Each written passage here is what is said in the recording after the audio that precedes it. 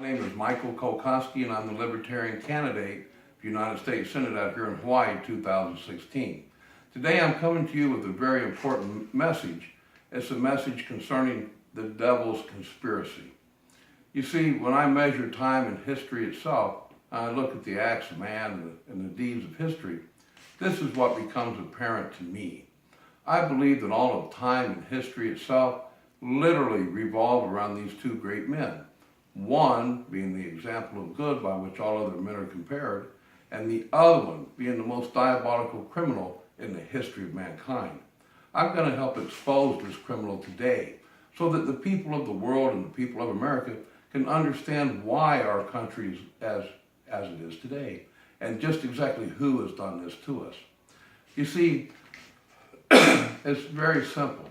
Just like Jesus come to save the whole world, Adolf Hitler is the devil in the flesh, come to steal the whole world right before our very eyes, as it were, in secret. He is the one who deceives every man, woman, and child on the face of the earth and makes them all believe a huge lie. I can tell you and expose this conspiracy to you very easily. See, Hitler had a three-pronged plan of world domination. Step one of his plan called for the secret development of a hydrogen bomb to sit on top of his V-1 rocket, which was then the world's first ballistic missile here in the modern age. The V-1 rocket was capable of lifting a 2,000-pound warhead over 125 miles up into the atmosphere. If you take the Earth and the atmosphere of this world, it's made up of different layers of different gases. If you were to take a hydrogen bomb and implode it in the upper atmosphere, where all the nitrogen resides around the globe, the immense heat from that nuclear explosion would be 7 times hotter than the surface temperature of the sun.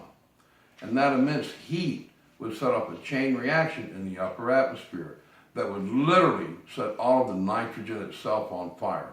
And what it would do is it would cinderize the upper atmosphere of this world and make it black like sackcloth.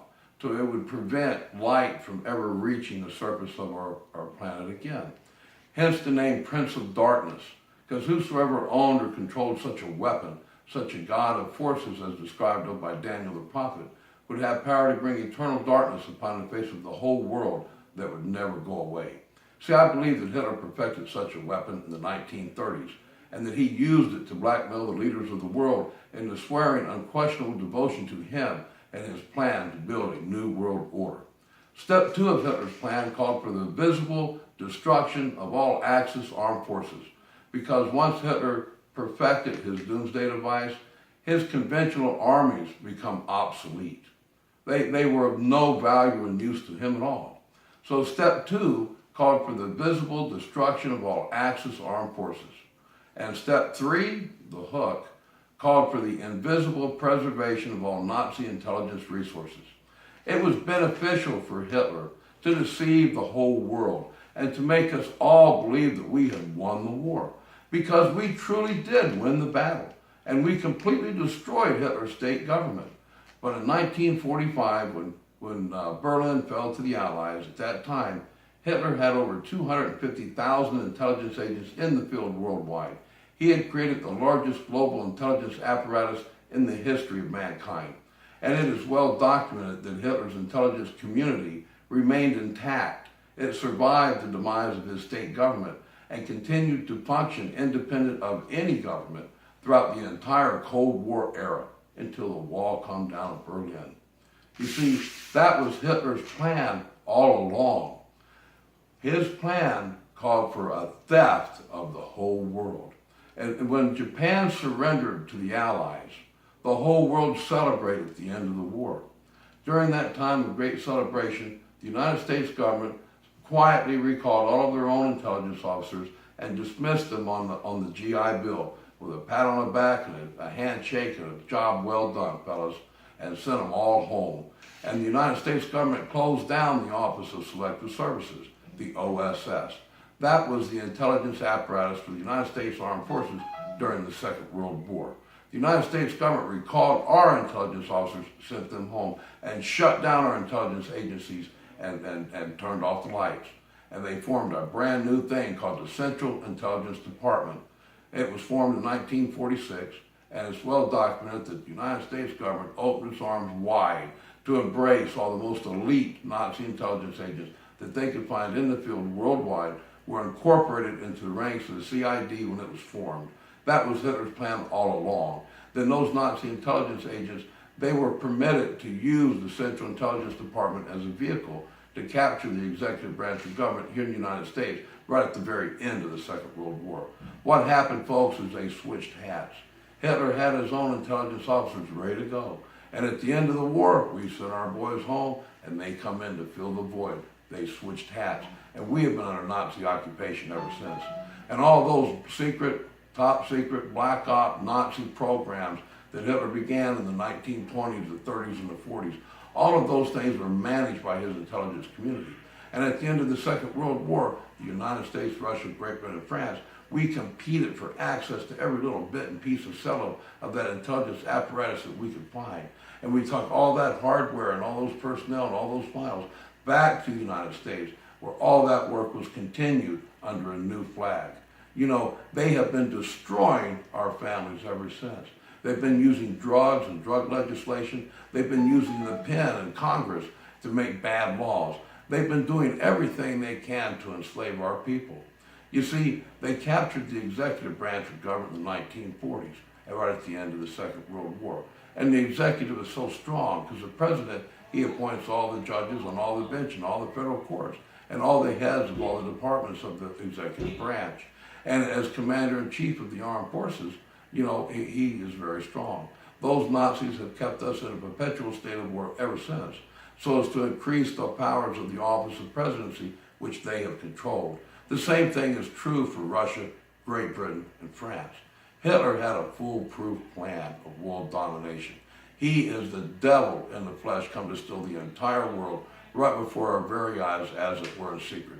He deceives every man, woman, and child on the face of the earth and makes them all believe a huge lie. And he robs every treasury on the face of the earth.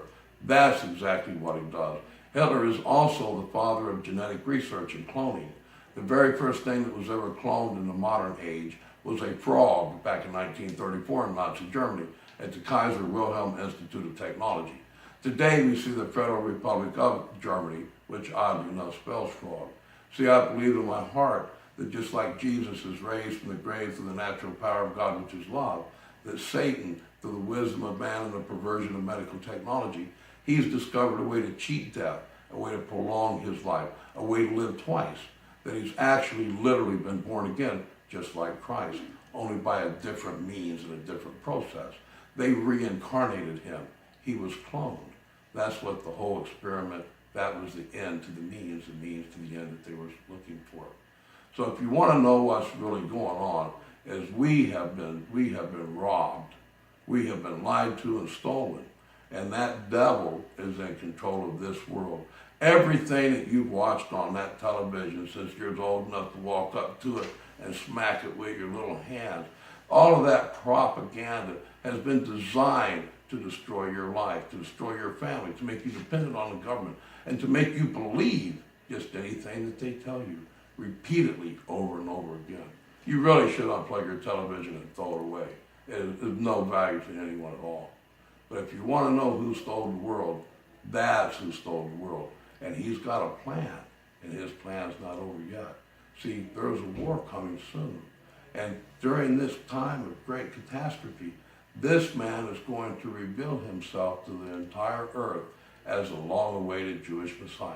He'll call down weapons from the sky and destroy a huge army that will be invading Jerusalem from the north, where Moscow is today. And at that time, that man will claim to be God. And he'll tell all the people that live in what we call Palestine today, he'll tell all those people who claim to be Jewish over there, that he was mad at them during the Holocaust years, that he went to utterly do away with them and destroy them in his cruel anger and wrath because of their sins against him and his covenant. However, that he will explain that he's gathered them all together. He's placed them in their ancient homeland. He's hedged all about them secretly all these years to keep them safe from all their enemies. And now, in the greatest time of trouble in the history of mankind, that he himself has stood up to defend the nation of Israel and destroyed all of their enemies.